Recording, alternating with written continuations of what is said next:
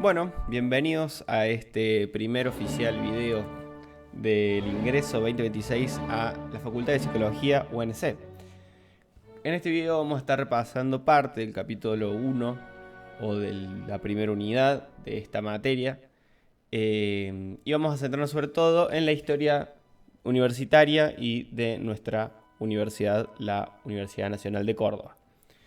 Para arrancar con este capítulo, primero nos vamos a basar en la bibliografía obligatoria de los primeros tres textos de Introducción a la Historia Universitaria de Germán Pereno, Aprender el Oficio del Estudiante y La Historia de la Institución Universitaria de Leticia Luque. Bueno, primero que nada, bienvenidos. Como siempre, en cada video voy a recordar que esto no es un resumen, no es algo que busque reemplazar su lectura de los textos o de su interpretación de lo que hayan visto, y simplemente es un complementario, algo complementario para que tengan a mano y para que podamos armar algo por fuera de la presencialidad, que siempre viene bien. Me estoy dando cuenta que mi fondo parece más de un crítico de cine que de un profe, pero bueno. Antes que también me presento nuevamente. Mi nombre es Joaquín, me dicen Café, y soy licenciado y profesor de psicología, graduado de esta hermosa facultad. Para arrancar, me gustaría preguntarles para ustedes qué significa ser estudiantes. Porque creo que la mayoría, o por lo menos en mi caso, cuando ingresé a la facultad, lo veía como una continuación del secundario, como algo que mis viejos me pedían, y bueno, uno va y se manda. Pero me gustaría que, si algo de mi breve experiencia, no tan breve porque pasé por todas las materias ya y ya estoy del otro lado, me gustaría darles como consejo, como egresado, que no se preocupen por aprobar o por tener buenas notas. Preocúpense, pero que no sea lo más importante, porque el día de mañana no van a tener exámenes, no van a tener parciales, y es mejor que se centren en qué lugar quieren ocupar como profesionales, como futuros profesionales. Si bien están introduciéndose en la materia, váyanse planteándolo desde ahora. Me gustaría tomar de la Ley de Educación Superior, del artículo 28, voy a leerlo textualmente: formar y capacitar científicos, profesionales, docentes y técnicos capaces de actuar con solidez profesional, responsabilidad, espíritu crítico y reflexivo, mentalidad creadora y sentido ético y sensibilidad social, atendiendo a las demandas individuales, en particular de las personas con discapacidad, desventaja o marginalidad, y a los requerimientos nacionales y regionales. Entendamos que desde la base nosotros no es una decisión individual, estamos en una sociedad quizás demasiado individualista y nos preocupamos mucho por nuestro rendimiento y por nuestras notas y por nuestra supervivencia en este quilombo, y quizás nos olvidamos de que la universidad nos está formando a nosotros y nosotros no somos los que estamos formándonos, si se entiende lo que digo. Hay un texto que también plantea la diferencia entre conocer las reglas del juego y jugar el juego, porque también el camino por la facultad para el estudiante es un poco eso, de ir por niveles. Me gustaría también que sea un buen momento para plantearse qué cosas por fuera de los contenidos se necesitan para ser un estudiante, ¿no?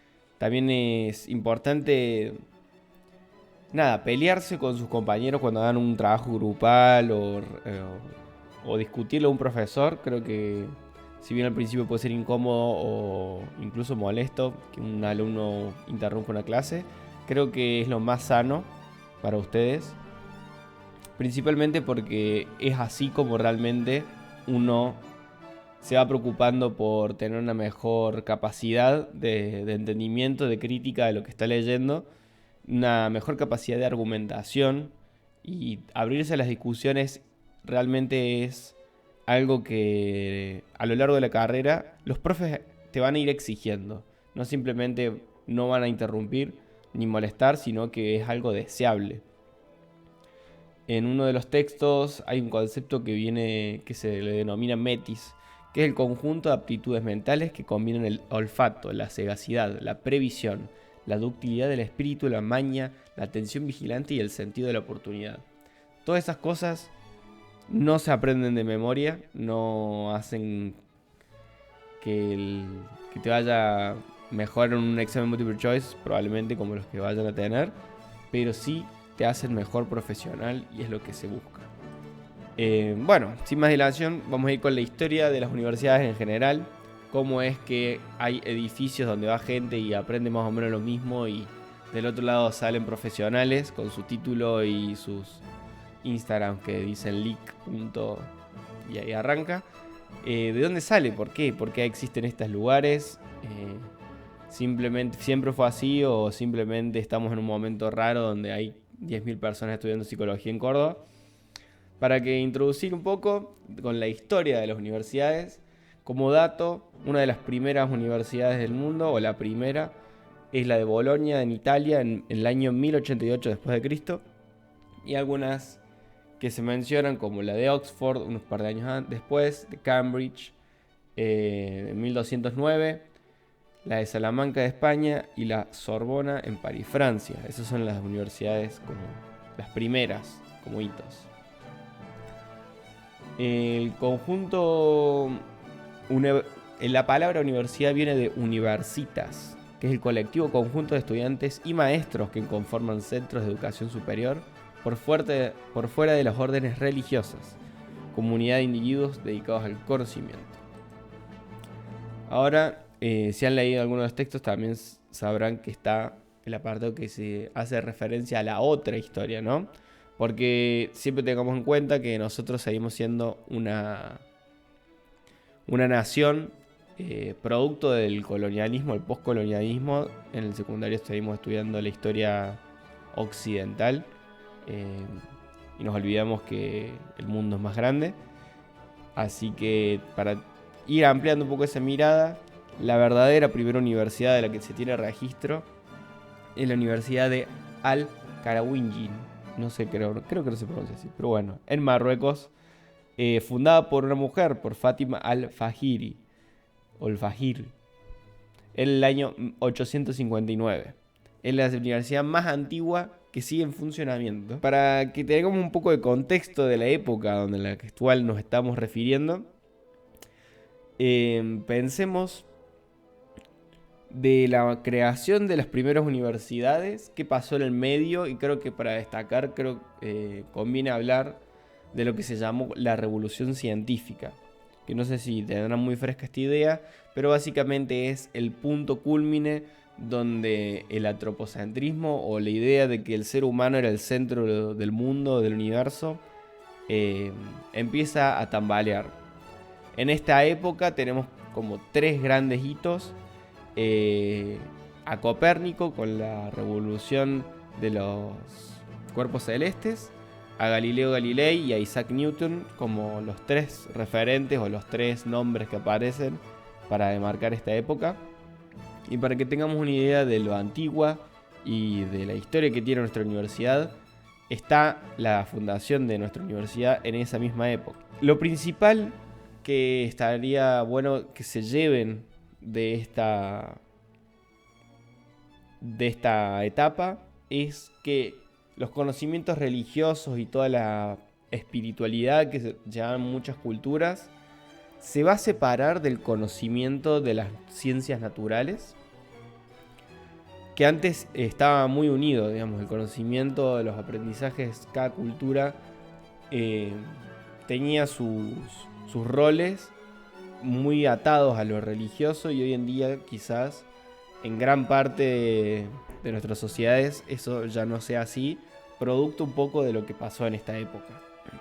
Más o menos que tengan esto en cuenta, es un resumen, muy resumen, pero no quiero que se alargue demasiado.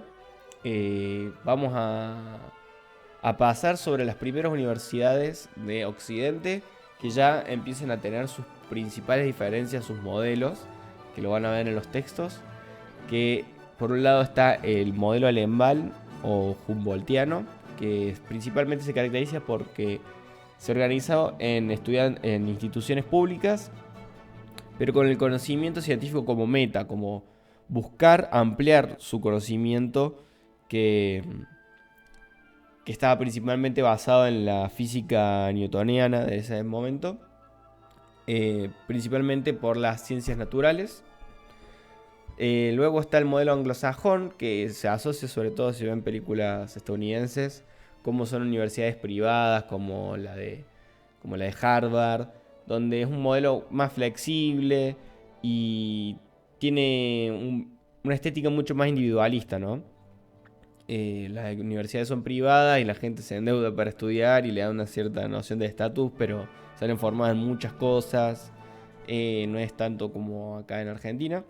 Y también está por último el modelo francés o napoleónico, que es parte de la administración estatal, o sea, las universidades son públicas en su mayoría, o están bajo ciertos regímenes públicos, y donde el Estado puede formar profesionales que considera que el mismo Estado-Nación necesita, ¿no?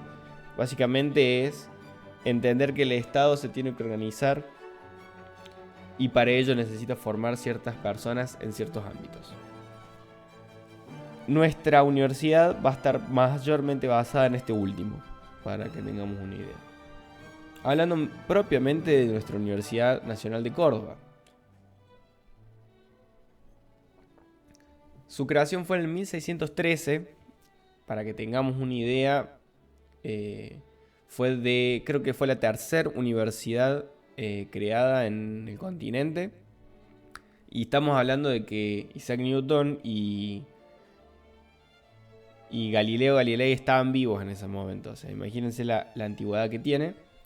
Y estuvo bajo tutela de los jesuitas en ese momento. Todo el territorio estaba basado en una sociedad más colonialista española. Entonces la religión tiene gran énfasis hasta el día de hoy. Hasta el 1767, siglo y medio luego. En 1791 se crea la Facultad de Derecho y Ciencias Sociales y deja de ser una institución propia de lo religioso. Empiezan a enseñarse otros saberes no atados a la religión jesuita. Avanzando al otro siglo, en 1854 se nacionaliza la universidad, ya luego de la Revolución y la Independencia. 1864 adopta el modelo napoleónico, el que yo les mencionaba, porque bueno, previamente tenía una visión mucho más teológica. En 1885 se sancionó la primera ley de educación superior, la ley Avellaneda 1597. Me voy a detener brevemente en esta ley para que tengamos un poco de idea, sobre todo para contextualizar algo muy importante y muy significativo para nuestra universidad en particular, pero para todas las universidades del país, que fue la revolución de 1918. Esta ley de educación superior estuvo vigente hasta ese momento y principalmente planteó la organización de las universidades como las conocemos o similar como lo conocemos hoy, donde hay un rector, donde hay una asamblea, un consejo superior y en facultades. Esto nos vamos a entrar en un futuro video, así que no se preocupen. Donde se caracterizaba por no tener una autonomía como la conocemos hoy, porque está principalmente dependía mucho más del poder ejecutivo, digamos, del poder de los gobiernos nacionales, ya que ellos determinaban quiénes eran los docentes de la facultad. Y bueno, su financiamiento debería pasar por ahí, que es lo que se sigue manteniendo a día de hoy. También estaría bueno, seguramente mucha gente lo sepa o lo haya estudiado previamente, entonces nunca viene mal repasarlo, pero tengamos un poco de una imagen de cómo era nuestro país en ese momento. A principios del siglo XX, recién se estaba lo que conocemos como consolidación de nuestro territorio nacional. Hoy lo que el mapa Argentina no es lo mismo que conocemos hoy y en parte se lo debemos mucho a Roca, ¿no? Con la famosa conquista del desierto, la expansión territorial y principalmente imponiendo un modelo agrícola exportador que nos sigue caracterizando a día de hoy. uno se puede preguntar cómo es que un país es un país, ¿no? Cuando un territorio se le marca la línea en el mapa y la gente de adentro dice, ok, soy argentino. Bueno, eso es principalmente gracias a, bueno, Fuerzas Armadas, como habrán visto en la conquista del desierto, que no era ningún desierto. Allá fueron pueblos indígenas originarios, como se les quiera decir. Una masacre bastante fulera.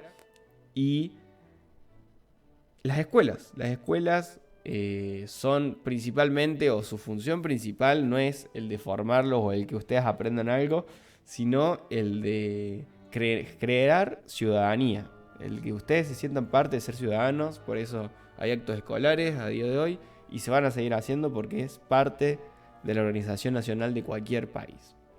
Además de la consolidación territorial, también en esa época estaba influenciado por una gran corriente de inmigración europea. Recordemos que en esa época estaban las guerras mundiales y no solo eso, sino una crisis económica muy grande que generó las condiciones para que una potencia naciente como era Argentina en ese momento, donde tenía un gran peso en cuanto a la territorialidad y a las oligarquías que se estaban imponiendo o asentando, eran una gran oportunidad para muchas personas venir de Europa a Argentina y comenzar a trabajar en este país. Para que tengamos una idea, Argentina, previo a esa ola de inmigración, tenía unos 2 millones de habitantes y luego pasó a tener 12. O sea, la población se multiplicó por 6 en un par de décadas. Entonces, generó un cambio demográfico y poblacional muy grande que va a ser el punto de quiebre o la parte de justificación de por qué nuestra sociedad también es como es, ¿no? Y las universidades son como son. ¿Por qué digo esto? Porque imagínense que 10 millones de personas llegan a un territorio y se tienen que buscar un lugar, ¿no? Tienen que decir, che, este es mi lugar. Y los hijos de esas personas que inmigraron nacen en un contexto donde son inmigrantes y tienen una gran oportunidad para generar un cambio, porque siguen siendo la mayoría de la población, ¿no? Entonces, esto va a desencadenar primero en una conquista de ciudadanía, en generar un sentido de pertenencia en el territorio. Como hito, en 1916 se realiza la primera elección libre de fraude con Hipólito Yrigoyen. Elección, obviamente las mujeres no podían votar en ese momento, entonces bueno, con sus contextos. Con todo esto, un proceso de industrialización nacional muy grande. Se consolidan sindicatos y movimientos estudiantiles, ya que bueno, los hijos de inmigrantes buscaban justamente tener una mejor vida y con ello la posibilidad de formarse en universidades y de trabajar en lugares como la industria, ¿no? Con todo este contexto, con la consolidación del territorio nacional, con la inmigración y con la ciudadanía, con el voto popular, con las elecciones libres, generan todo lo que podemos entender con lo que pasó en la reforma del 18. La reforma del 18 es importante no simplemente porque fue aquí en nuestra amada Córdoba, sino porque fue el punto y aparte en lo que hoy conocemos como universidad. Lo que hoy vemos cuando caminamos tiene que ver principalmente por lo ocurrido en ese momento histórico. Para que tengamos en cuenta el detonante que genera todas las condiciones para que se vaya, para que se dé la reforma, fue la supresión del internado de estudiantes avanzados de la carrera de medicina en el Hospital Clínicas, que era dependiente de la universidad. Básicamente fue el detonante, para que lo tengan en cuenta para un examen seguramente, no sé, la verdad, no es lo más importante, sino que fue algo que rompió y generó todo lo que viene después. Para que tengamos un poco de contexto, lo previo, o lo que entendamos, había solamente 5 universidades en el país, de las cuales 3 eran nacionales. Ahora, yendo a la reforma propiamente dicha, ¿qué pasó? En 1916 asume Irigoyen y genera un clima social de representatividad, de ciudadanía, de podemos hacer que esto... O sea, tenemos decisión sobre lo que está pasando. Podemos mejorar nuestra calidad de vida si nos organizamos. Y con ello se busca cambiar lo que venía siendo la universidad hasta ese momento. En 15 de junio de 1918 se hacen las elecciones, pero los estudiantes no tienen voto. Se hace la asamblea y se decide quién va a ser el nuevo rector de la universidad. En ese momento había un candidato que era el que la mayoría de los estudiantes esperaba y un candidato el cual no. Para que lo simplificamos de esa manera. Después, si quieren, podemos hablar más detenidamente de este tema. ¿Qué pasa? Las elecciones no salen como uno espera y los estudiantes irrumpen en la asamblea y toman la facultad. Esto fue el 15 de junio. Perdón, el 15 de junio fueron las elecciones, el 21 fue la ocupación y la huelga y la consolidación del movimiento estudiantil que sigue hasta el día de hoy. Y se pone como hito principal lo que fue el manifiesto liminar. Manifiesto liminar elaborado y redactado por Deodoro Roca, que no hizo conocer su teoría, pero se los dedicó a los hombres libres de Sudamérica. Hombres de una república libre, acabamos de romper la última cadena en pleno siglo XX. Este momento me parece importante quizás que le demos un lugar a nuestro consciente, por más que quizás yo en su momento no le di tanto peso, ahora armando esta clase quizás sí, y lo voy a leer entero, porque puedo. O sea, la última parte, no todo el manifiesto. Hombres de una república libre. Acabamos de romper la última cadena que, en pleno siglo XX, nos ataba a la antigua dominación monárquica y monástica. Hemos resuelto llamar a todas las cosas por el nombre que tienen. Córdoba se redime. Desde hoy contamos para el país una vergüenza menos y una libertad más. Los dolores que quedan son las libertades que faltan. Creemos no equivocarnos, las resonancias del corazón nos lo advierten. Estamos pisando sobre una revolución.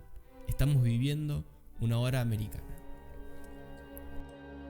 Bueno, luego de esto se crea el primer Congreso Nacional de Estudiantes Universitarios y se sancionó el proyecto de ley universitaria para generar que las universidades tengan mayor autonomía y se crea el cogobierno universitario similar al que tenemos hoy en día.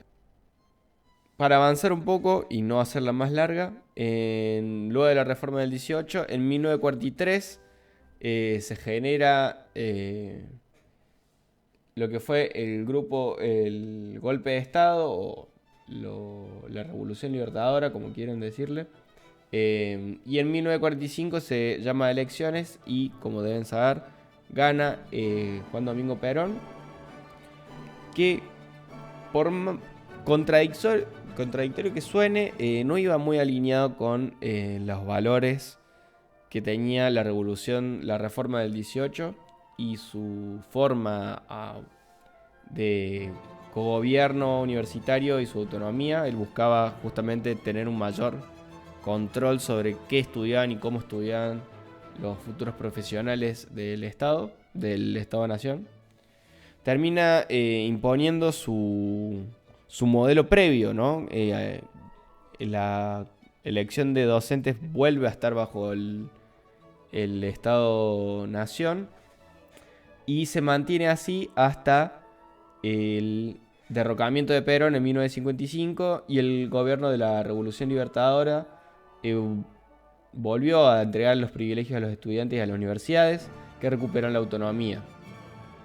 Vuelven los docentes que habían sido exiliados en la década anterior y se crearon universidades católicas y privadas, siendo en 1958 el Consejo Interuniversitario y el mismo año se fundó el Consejo Nacional de Investigaciones Técnicas y Científicas y el Consejo Nacional de Investigaciones Científicas y Técnicas, CONICET. Otro hecho destacable fue la creación de distintas carreras, entre las cuales se encuentra la nuestra. Y como hecho histórico relevante, en 1966 fue la noche conocida como la Noche de los Bastones Largos. 29 de julio de 1966, por orden entonces del gobierno de facto del general Juan Carlos Organía, se decidió intervenir en la universidad y reprimir a los estudiantes y profesores. Más de 700 académicos fueron obligados a abandonar sus puestos de trabajo y muchos de ellos fueron exiliados en otros países. Luego, en 1973, se clausuraron los centros de estudiantes con la nueva dictadura cívico-militar y se intervinieron nuevamente las universidades y los centros de estudiantes. En este periodo oscuro de la historia se le suma, en 1976, fue la dictadura cívico-militar que duró hasta el 1983. Pero bueno, ya era un clima que nuestro país recuerda con mucha pena. En 1983 vuelve la democracia con el gobierno de Alfonsín, pero en un momento muy, muy áspero en todos los niveles económicos. Se tenía que reconstruir todo lo que se había destruido. Vuelven a abrir las universidades, pero con cupo limitado. Esto como otro hito, en 1995 se sanciona la Ley de Educación Superior, eso también es importante tenerlo en cuenta, y se incorpora la Comisión Nacional de Evaluación y Acreditación Universitaria, la CONEAU, cuyas actividades iniciaron en 1996. Finalmente, un fenómeno notorio fue el crecimiento significativo de las carreras de ciencias sociales, tanto por aumentar la oferta de las carreras como el aumento de la matrícula. Se lograron mejoras presupuestarias y se atendieron los sectores desatendidos hasta el momento, como la investigación, con el financiamiento y fortalecimiento institucional. Para hacer un cierre, me gustaría quizás entender que nuestra universidad tiene una historia muy larga, que quizás la resumí demasiado en el último parta, pero no quería que se quede muy largo el video. Para que tengamos un breve resumen, nuestra universidad tiene una tradición jesuita muy grande, una tradición revolucionaria. Es parte de la Argentina y sigue siendo y va a seguir siendo nuestra casa, incluso cuando ya la hayamos dejado.